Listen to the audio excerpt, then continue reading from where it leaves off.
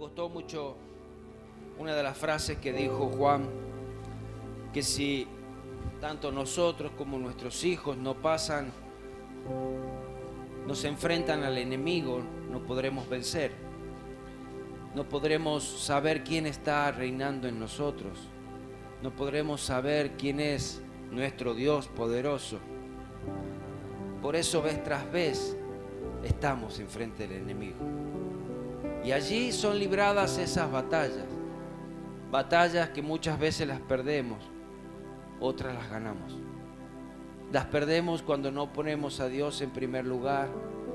Las ganamos cuando Dios es entronado, cuando Dios es puesto en el lugar que Él tiene que estar.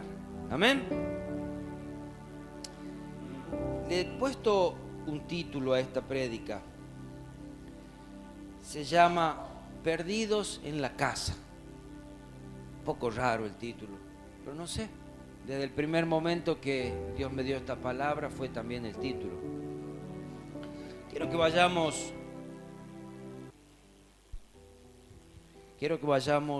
a 1 Samuel capítulo 4. Desde el versículo 5 voy a leer. Allí estaba el pueblo de Israel presentándose en la batalla y aún siendo derrotado por el ejército filisteo, la cual aparentemente el pueblo de Israel se había presentado a la batalla con sus fuerzas, con su ejército, con su poderío, y Dios no había sido el principal. Dios no había estado desde el primer momento. Y mientras que estaban siendo derrotados, allí les vino a la memoria: pero claro, si está el arca allí en el campamento, la traigamos. Cuando es traída el arca, cuando es traída la presencia de Dios, allí vamos a vencer. Y bueno, entonces mandaron: traigan el arca. Trajeron el arca. Leamos, dice: y aconteció que cuando el arca del pacto de Jehová llegó al campamento, todo el ejército gritó con tan gran júbilo que la tierra tembló. Claro, ahora sí somos salvados en medio de nuestra prueba, en medio de nuestra tribulación. Ahora sí vamos a ser salvados. Ahora sí vas a ver, enemigo, con quién te enfrentas. Ya vas a ver. Dice el versículo 6: cuando los filisteos oyeron la voz de júbilo, dijeron: qué gran voz de júbilo es esta en el campamento de los hebreos. ¿Qué está pasando allí? Tienen un culto de celebración. Están cantando celebrado a Cristo, al poder y todo eso. ¡Wow! Pasan por allá por la calle y dice: culto poderoso. Y supieron que el arca de Jehová había sido traída al campamento. El enemigo ya sabía que aún el arca estaba allí. Y los filisteos tuvieron miedo. Y si hay algo que los filisteos le tienen miedo, es a la presencia de Dios. Saben que no pueden contra ella. Saben que no pueden contra la presencia de Dios. Porque saben y han visto lo que hizo la presencia de Dios al Egipto. Dice, y los filisteos tuvieron miedo porque decían: ha venido Dios al campamento. Y dijeron: ay de nosotros, pues antes de ahora no fue así. Ellos estaban luchando sin su Dios, por eso estábamos venciendo. Y dijeron: ay de nosotros, pues antes no era así. Ay de nosotros, ¿quién nos librará de la mano de estos dioses poderosos? Ellos seguían pensando aún que este Dios era un conjunto de dioses, por eso era más fuerte. No reconocían a Dios como un solo Dios. Pero ellos tuvieron una actitud, y es la que siempre tiene el enemigo delante de nosotros. No hemos podido de esta manera, quizás estábamos venciendo de esta manera, pero ahora tenemos que cambiar la estrategia. Y decía: esforzados, oh filisteos, ahora vamos a redoblar nuestro esfuerzo. El enemigo va a buscar la manera de meterse.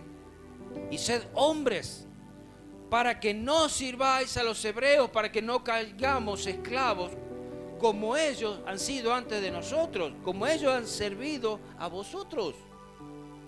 Si este pueblo los ha servido alguna vez, ojo que ahora no se dé vuelta la cosa y nosotros sirvamos a los hebreos. Sed pues hombres y pelead. Pelearon pues los filisteos e Israel fue vencido. ¿Pero por qué? ¿Por qué ahora Israel fue vencido si estaba la presencia de Dios ahí, el arca que representaba la presencia de Dios?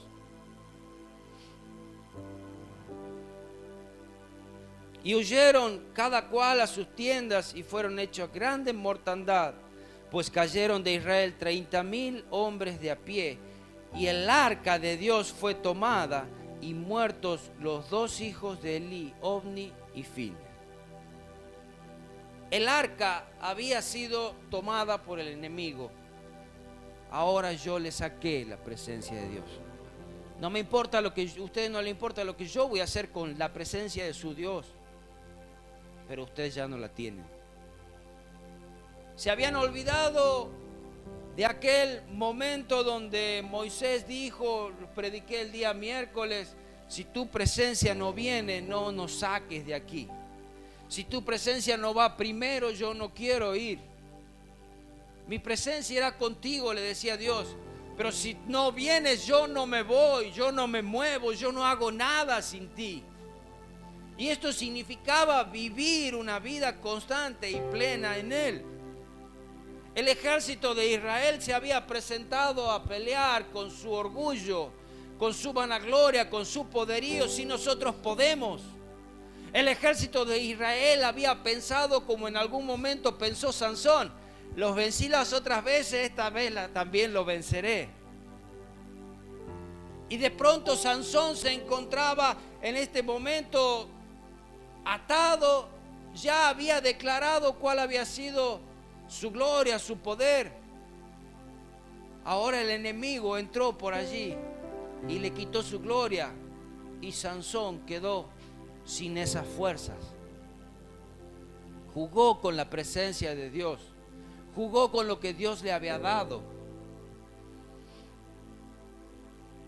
Los filisteos sabían muy bien qué era la presencia de Dios. Los filisteos sabían muy bien que era este Dios en Israel. Israel era un pueblo temido delante de los otros pueblos, pero no por su ejército, no por la fuerza de sus hombres, ni por las armas. Era temido por su Dios, era temido por la presencia de su Dios. Y así como Israel pudo tener un hombre y vencer al pueblo enemigo, como lo fue por ejemplo David, que venció a Goliat y venció a todo su ejército por un solo hombre que obedeció a Dios. Vayamos a 1 Samuel ahora al capítulo 5, versículo 1. Dice: cuando los filisteos capturaron el arca de Dios, la llevaron desde Ebenezer hasta Asdod. Y tomaron los filisteos el arca de Dios y la metieron en la casa de Dagón y la pusieron junto a Dagón. ¿Qué habían hecho ahora los filisteos? Miren lo que hago con su Dios. Su Dios ahora está junto con el mío. Mira, tu Dios sabe a qué lo he rebajado, a la par del mío. Tu Dios lo he puesto a la par de la gloria de cualquier ídolo. Pero la gloria de Dios, por su propia gloria, no iban a jugar con eso. El versículo 6 dice: y se agravó la mano de Jehová sobre los de Asdod, y los destruyó y los hirió con tumores en Asdod y en todo el territorio. De pronto el enemigo no puede jugar con la presencia de Dios, ni Israel tampoco. Nadie va a jugar con la presencia de Dios. Allí había sido destruido este ídolo. En una de las veces que fueron a ver estaba caído, y la segunda vez estaba destruido. Nadie había entrado, había sido la presencia de Dios que destruyó estas imágenes, estas estatuas, estos ídolos. porque tampoco iba a permitir Dios que el enemigo juegue con su presencia. Iban a seguir respetándolo. Habían decidido en ese momento decir: nosotros no podemos con este Dios, no lo queremos. Es un Dios que no va a habitar en medio de la inmundicia, es un Dios que no va a habitar en la santidad, en el lugar donde no hay santidad. Es un Dios que no va a habitar donde están otros dioses. Y viendo esto, los de Asdod, de aquella ciudad donde habían llevado a la presencia de Dios, el arca que representaba la presencia de Dios, dijeron: no quede con nosotros el arca de Dios de Israel. No la queremos. No la queremos, porque sabe lo que es la presencia de Dios. Cuando entra en un lugar, comienza a revolucionar y comienza a cambiar. Donde hay mugre no puede estar en pie la mugre. La presencia de Dios no habita en un lugar donde no hay santidad. Y es por esto que el pueblo de Israel no pudo vencer a los filisteos, porque fueron con sus fuerzas. No fueron llevando primero la presencia de Dios, no fueron llevando primero el arca. De pronto se habían acostumbrado a estar con el arca y dice: que quede el arca allá, total, nosotros vamos y vencemos igual. Que quede el arca allí en el templo y nosotros vamos a ir y vaya a ver que vamos a vencer, como siempre lo hicimos. Decían los de Asdod: no quede con nosotros el arca de Dios, porque su mano es dura sobre nosotros y sobre nuestro Dios Dagón. No la queremos aquí. Dios no iba a permitir, ni lo permite, ni que alguien de su pueblo, ni que alguien de no su pueblo toque su presencia con manos que no sean consagradas. Es más, que los ídolos y la idolatría juegue con la presencia de Dios.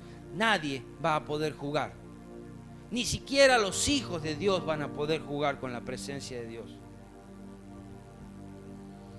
Versículo 19, 6-19. Allí fue llevada el arca desde Asdod hasta Bet-Semes. No la queremos, llévensela de aquí. Pero allí ocurrió otra cosa más. Nuevamente vemos manoseada la presencia de Dios. Entonces habían llevado el arca hasta ahí, y los de Bet-Semes siempre están los curiosos, siempre lo que dicen: yo puedo, yo sé ocupar ese lugar. ¿Y por qué? Porque una vez estuve allí en un lugar que dijeron: a ver, ¿quién puede cantar una canción? Y yo. Pero sí son fáciles las canciones, de pronto las copian ahí y nosotros las podemos leer, son re fáciles. Pero si yo estoy tocando en una banda allá en el mundo, las notas son notas, la música es música, las letras son letras, las puedo leer, puedo cantar y tocar lo mismo. Pero no es un corazón consagrado, no es una vida entregada a Él. Mira lo que hicieron estos. Dice: Dios hizo morir a los hombres de Bet-Semes porque habían mirado dentro del arca de Jehová. Estos habían ido un poquito más allá. Dice: a ver, ¿qué hay aquí adentro? ¿Qué tanto? A ver, quiero ver esa gloria de Dios. ¿Dónde está? ¿Dónde está esa presencia de Dios? ¿Dónde se esconde? Allí adentro del arca estaban las tablas de la ley, la vara de Aarón que reverdeció y el maná.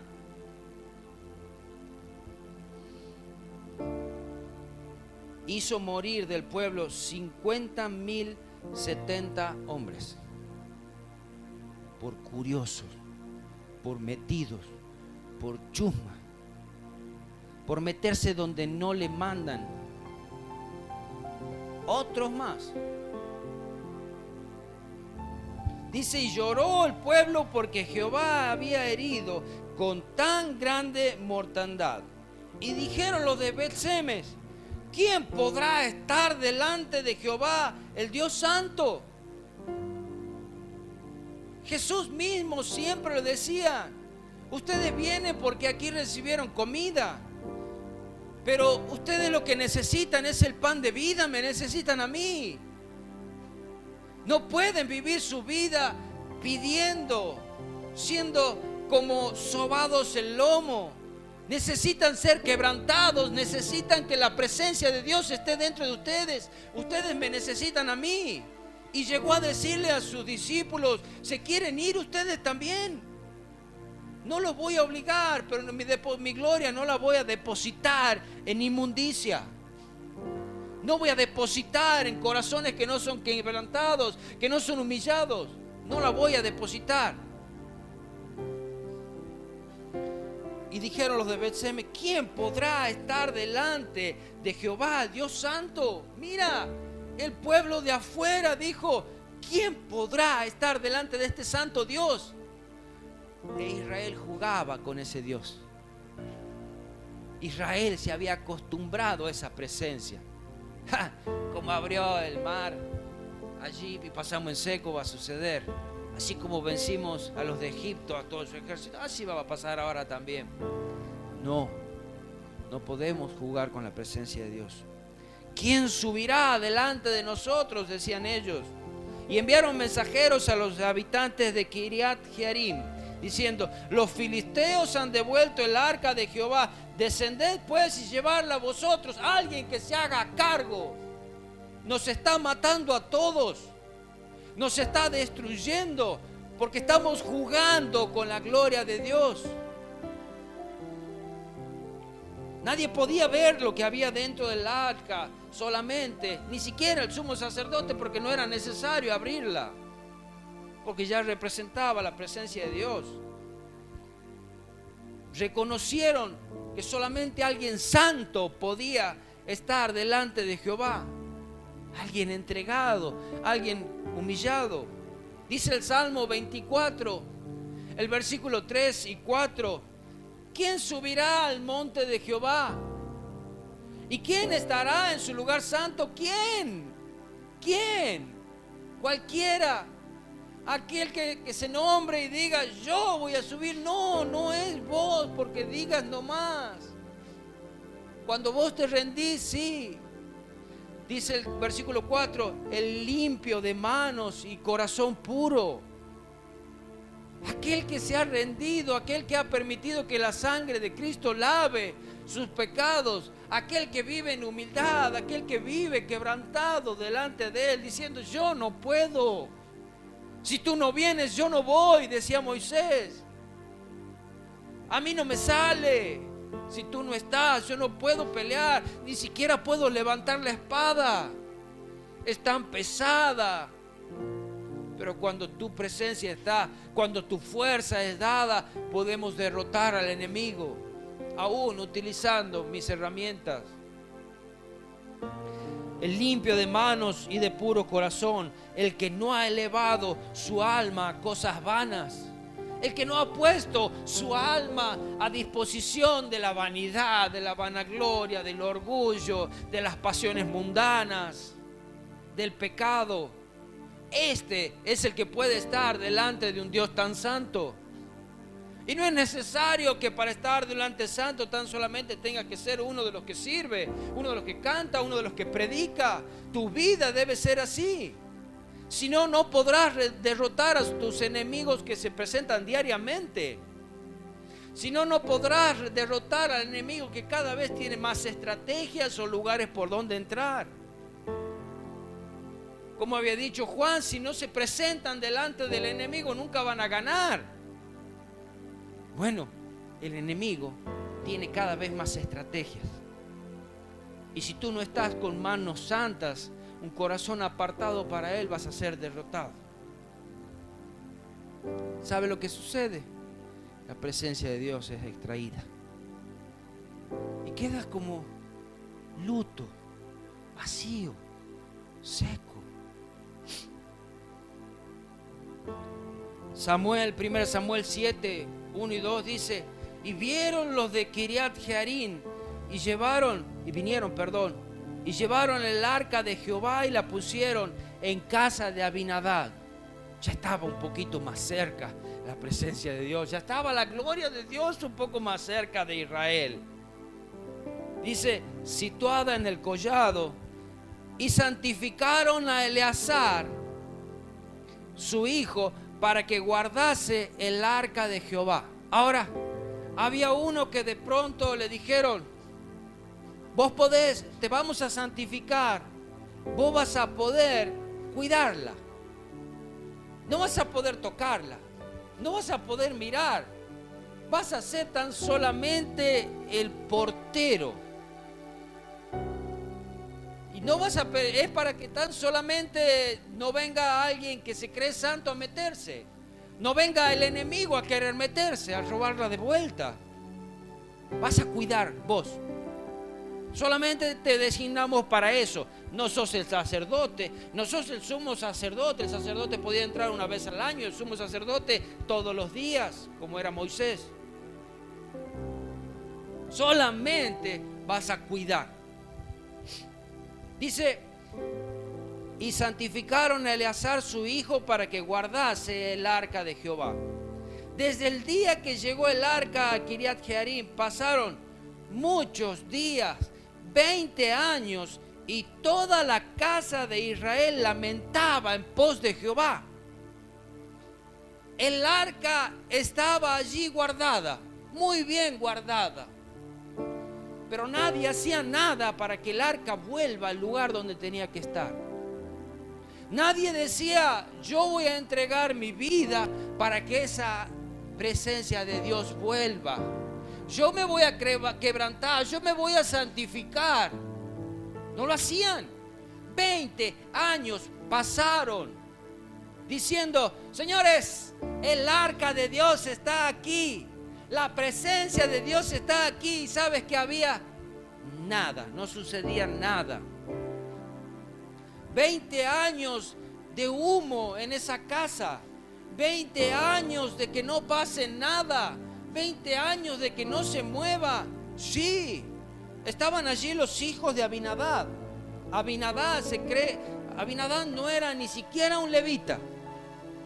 No era, el levita eran los que servían en el templo. Había distintos lugares, en la música, en la puerta. Eran los encargados de transportar el tabernáculo. Pero ni siquiera esa era él. A su hijo le habían dicho: vos podés cuidarla, quédate allá en la puerta. Pero allí también estaba Eleazar, que era el que cuidaba, Uza y Ahío. Solo habían santificado a Eleazar. ¿Y sabes qué sucedió? No pasó como fue en la casa de Obed-Edom. Estuvo 20 años allí y no fue bendecida la casa de Abinadab. No fue bendecida, porque no era digno ni siquiera de que esté la presencia de Dios ahí. Cuando David decide sacar el arca de allí, de la casa de Abinadab, sus hijos le estaban ayudando. Allí estaba Uza. Dice: yo me he acostumbrado, pero claro, ¿cómo no voy a saber qué es la presencia de Dios? Esta caja es la presencia de Dios. 20 años la he tenido en mi casa y vos me vas a decir qué es la presencia de Dios. Es esa caja. Ahí está. Pero él no era consagrado. Él no sabía lo que era la presencia de Dios. No la quería, no la buscaba, no la anhelaba. No entendía nada. Claro, había nacido de pronto, era niño y ya la presencia de Dios estaba. Yo nací en una iglesia cristiana, voy al culto, desde que soy así chiquitito, nací en cuna cristiana. Pero tenemos 20 años, 30 años y no conozco la presencia de Dios. Tengo 30 años, nunca me he rendido a Dios. Nunca he santificado mi vida para Él. Nunca lo hice. No conozco a ese Dios. Sí, la verdad, estaba ahí. Yo jugaba con mis camioncitos, jugaba a la pelota con mis hermanos. Hasta habremos golpeado alguna vez el arca con la pelota.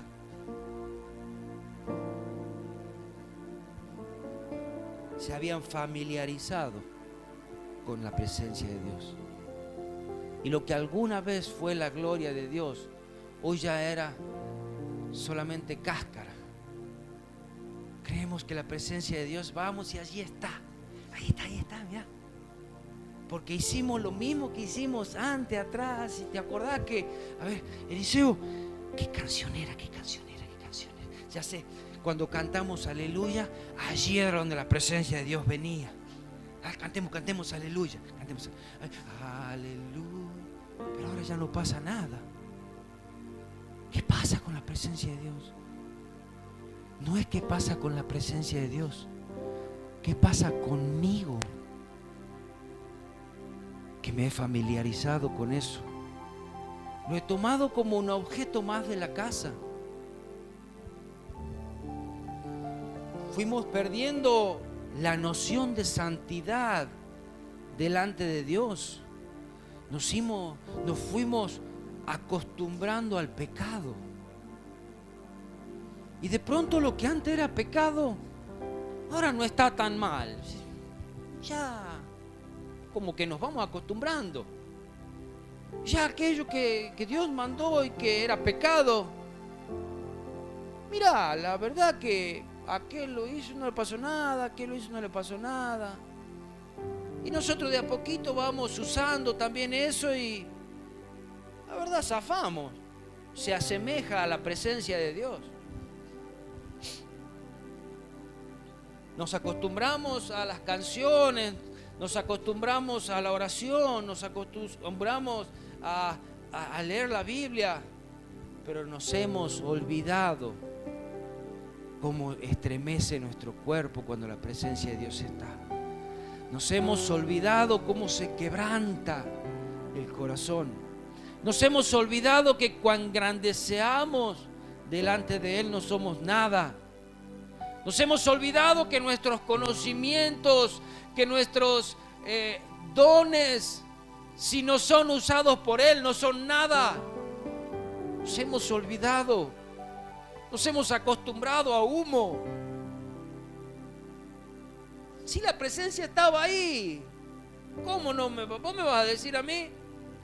A Usa le vas a decir que era la presencia de Dios. La mayoría del pueblo de Israel quizás no podía verla porque estaba dentro del tabernáculo. Y Usa la tenía en el living de su casa. Se familiarizó. Se habían olvidado lo que significaba la intimidad con Dios. Se habían olvidado de que cuando el sumo sacerdote Moisés pasaba caminando por medio del pueblo, debían aún hacer reverencia porque iba a encontrarse con Dios y adorar a Dios. Se habían olvidado. No había respeto, no había reverencia. Tampoco le importaba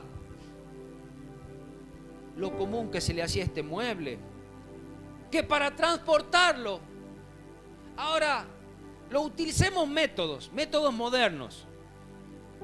Ya no importaba cuando lo que descubre David después, la presencia de Dios no puede ser transportada a través de métodos. La presencia de Dios es transportada en hombros de hombres santificados. No hay otra manera. ¿Saben qué es lo que vamos a hacer? Decía David. Vamos a traer la presencia de Dios. Va a ser hombres santificados. Cada 6 pasos que hacían era necesario lavarse, alabar a Dios, adorar a Dios. Ni siquiera eso eran dignos de transportar la presencia de Dios, sin humillarse, sin adorar, sin alabarlo, sin quebrantarse. ¿Sabes por qué murió Usa? Por tocar la presencia de Dios con manos inmundas. ¿Vos me vas a venir a decir a mí cómo se hace esto? 30 años, 40 años tengo en la iglesia. Este es así. No, tocó el arca, cayó muerto. Le dolió en el corazón a David. Algo hicimos mal. No era la intención de que muera nadie, pero Dios no lo piensa así. Dios te liquida. Con Dios no se juega. Escucha, según el Samuel, capítulo 6, versículo 6. Cuando llegaron a la era de Nacón, Usa extendió su mano al arca de Dios y la sostuvo, porque los bueyes tropezaban. Los bueyes representan métodos humanos. Si cantamos 2 canciones de alabanza o una de adoración y hacemos esta oración, la presencia de Dios viene. No son métodos, no son formas, no son estructuras. Y el furor, el versículo 7, y el furor de Jehová se encendió contra Usa y lo hirió. Allí Dios por aquella temeridad, y lo hirió Dios allí por aquella temeridad, y cayó allí muerto junto al arca de Dios. Después llevaron de ahí el arca a la casa de Obed-edom.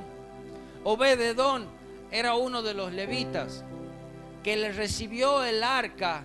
Aparentemente él era uno de los porteros y después fue cantante, uno de los coristas, digamos, cuando estaba David reinando. Pero ¿sabes qué? Su actitud fue diferente. Sabía lo que era la presencia de Dios. Honró la presencia de Dios como se debía. No se metió, no dijo yo voy a ministrar ahora, no dijo yo sé cómo se hace esto. No es que se acostumbró al mueble ese que estaba en su casa, y en tan solamente 3 meses su familia, sus posesiones fueron bendecidas, su vida. Tan solamente 3 meses, 20 años había estado allá y nada pasó. Pero tan solamente bastó 3 meses para que la gloria de Dios, la presencia de Dios se manifestase en sus cosas. Esto mismo le sucedía, ¿sabe a quién? Al hermano del hijo pródigo. El hermano del hijo pródigo vivía en la casa del padre, gozaba de los bienes del padre, pero no tenía intimidad con el padre. Y de pronto tuvo el tupé de decir: a este que ha malgastado todo lo recibes. Un corazón arrepentido no desprecias tú. Y yo, que estoy acá, papá, trabajo siempre. Pero hijo, nunca me has pedido nada. Hijo, ni siquiera desayunas conmigo, no almuerzas conmigo. Sí te veo trabajar, pero no me quieres a mí. Además, todo esto es tuyo. Toda esta heredad es tuya. ¿Para qué la quiero yo? Yo lo que quiero es tu corazón. ¿Cuándo se había dado cuenta el otro hermano que estaba perdido dentro de la casa? Cuando vieron a ese inmundo que estaba ahora revolcándose con los cerdos y volvió arrepentido, que ni siquiera el padre le dejó que recite su oración. Esa oración que la había practicado allí mientras estaba con los cerdos. Voy a llegar a la casa de mi padre y le voy a decir: Padre, perdóname. Solamente bastó que él venga arrepentido delante de Dios, porque el padre ya había visto su corazón. Y allí lo recibió con todo el amor. Y le dijo: para. Yo sé lo que hay dentro tuyo. Yo sé cómo estás viniendo. Vamos, traigan el vestido, traigan el anillo, vamos a hacer fiesta, porque este estaba perdido y ha vuelto.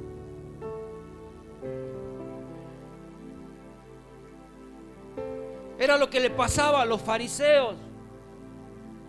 Aquellos fariseos que pensaban que porque se sabían toda la ley, porque la hacían respetar, porque le decían a los otros: vos tenés que hacer esto y vos lo otro, porque se la conocían perfectamente. Pero cuando estaba Jesús allí, no lo vieron, no lo querían, no lo conocieron.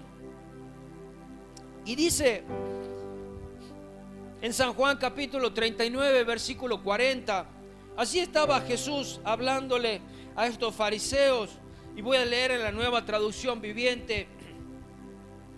Dice: ustedes estudian las escrituras a fondo, ustedes la estudian, se la comen a la palabra de Dios, porque piensan que en ella hay vida eterna.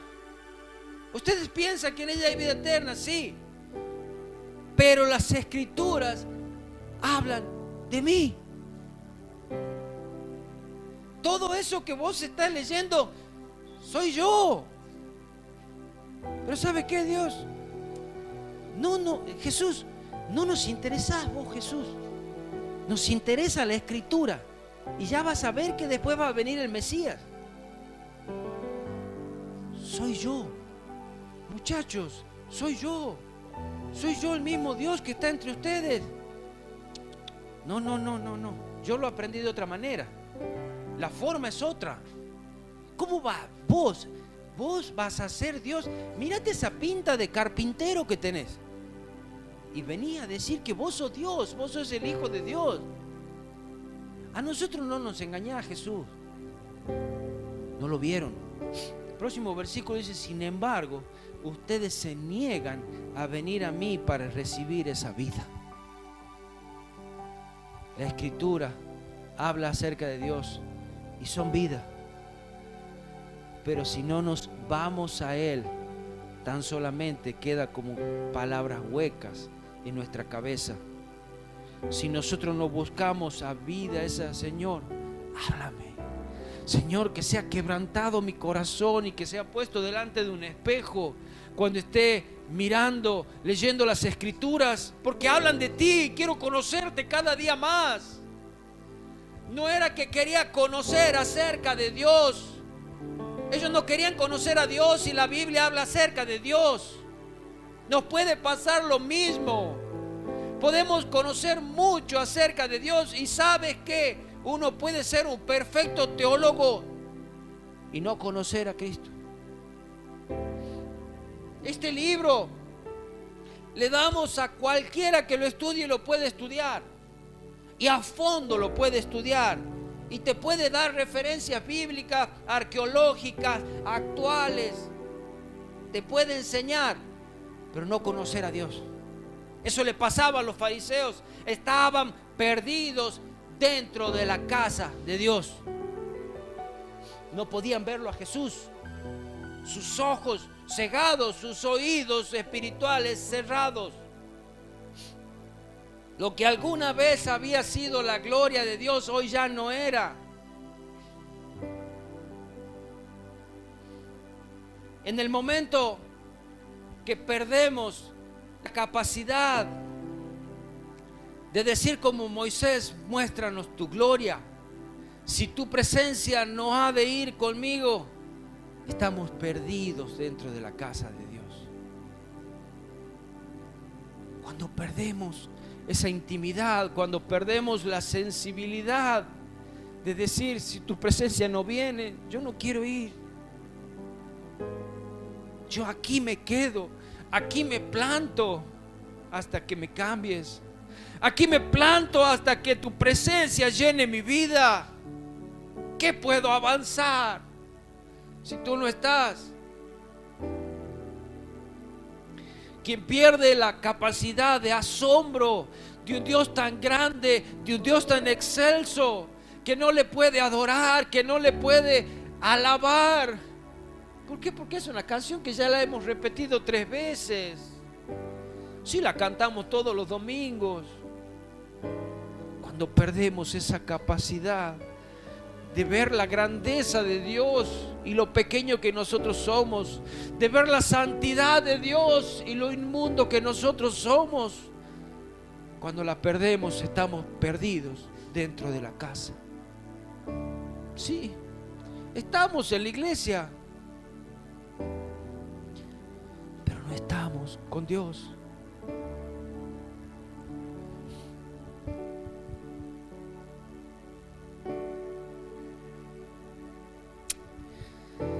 Señor Jesús,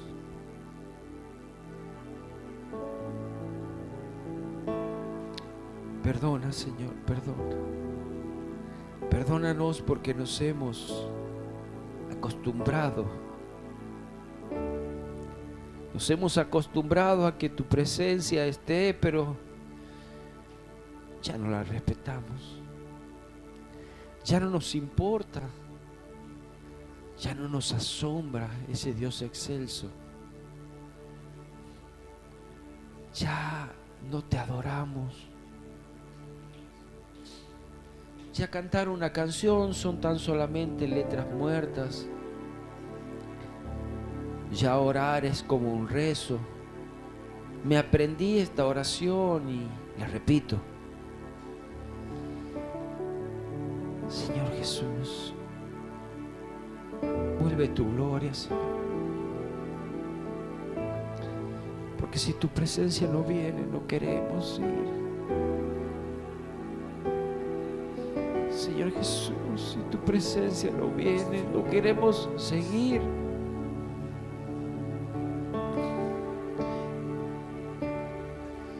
¿De qué sirve? ¿De qué sirve que tan solamente haya música, ruido, luces, humo, si tu presencia no está?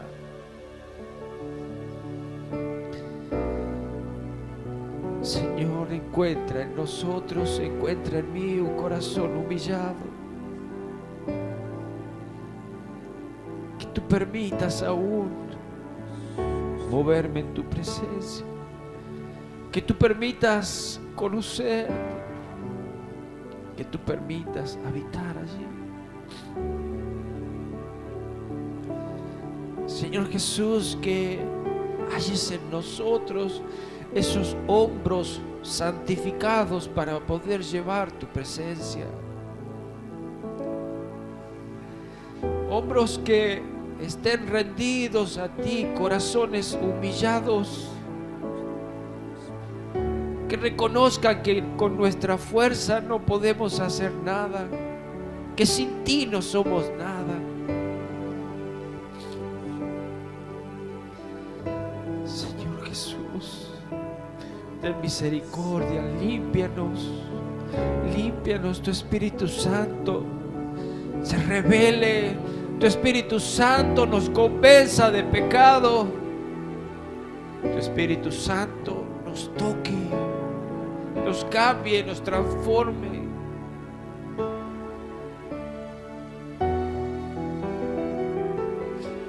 No nos queremos acostumbrar. Tú no eres un método, tú no eres una estructura, tú no eres una forma. Tú eres un Dios omnipotente, tú eres un Dios que todo lo ve, que todo lo sabe, que todo lo puede. Tú eres un Dios que no te podemos encerrar en una caja. Tú eres un Dios que habitas en el corazón contrito y humillado. Tú eres un Dios que habita en la santidad, con el quebrantado y humilde de espíritu. Ese eres tú, Señor, ese eres tú. Señor Jesús, quebranta nuestros corazones. Pon en nosotros una oración. Pon en nosotros ese deseo de conocerte más y más. De conocerte en intimidad, no tan solamente de haber escuchado de un Dios. Que el enemigo no nos diga: está bien que vayas a la iglesia y levantes las manos, cantes las 2 canciones y vuelvas a tu casa y siguen con lo mismo. No, Señor, venimos a la iglesia para adorarte, para glorificarte como pueblo. Pero Señor Jesús, en nuestras casas continúa esa íntima búsqueda, esa necesidad de conocerte cada día más y más. Sí, Señor Jesús. Sí, Señor Jesús. Ni siquiera métodos tenemos ya para hacer venir tu presencia, porque nunca los hubo. Porque tú te mueves como tú quieres. Señor, vuélvenos esa sensibilidad de escuchar tu voz. Vuélvenos, Señor, esa sensibilidad de conocer tu presencia.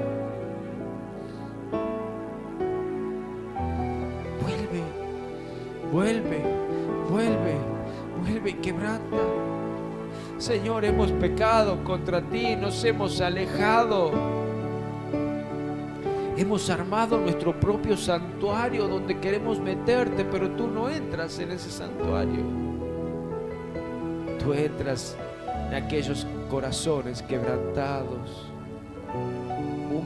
humildes, rendidos a ti, aquellos que confiesan sus faltas, sus pecados, aquellos que saben que son inútiles, pero en tus manos son vasos de honra.